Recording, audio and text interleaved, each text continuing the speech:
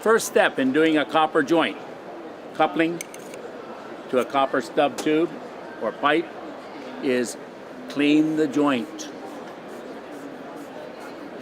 I'm using a Scotch-Brite pad, and I'm also going to clean the coupling inside.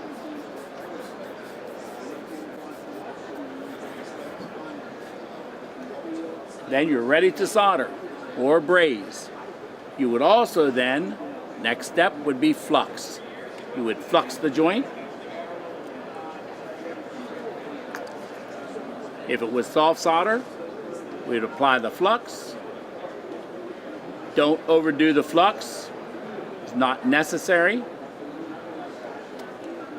You would not put flux over the end so that you're not pushing flux ahead of the pipe, and put the coupling together. Now you're ready to solder. And now we have the joint prepared with the flux on it. I'm going to use a little number 3 tip because it is soft soldering.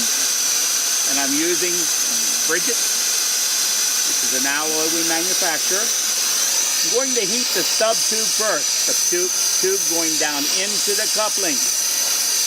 Then I'm going to go down on the coupling to get the alloy to flow down through the capillary. Lay the alloy on. Chase it around with the torch.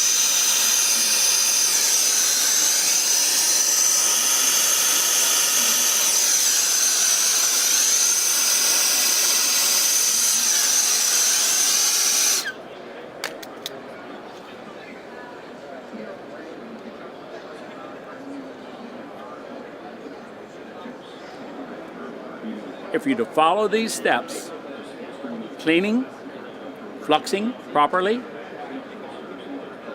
heating properly, you will have a good, strong joint every time.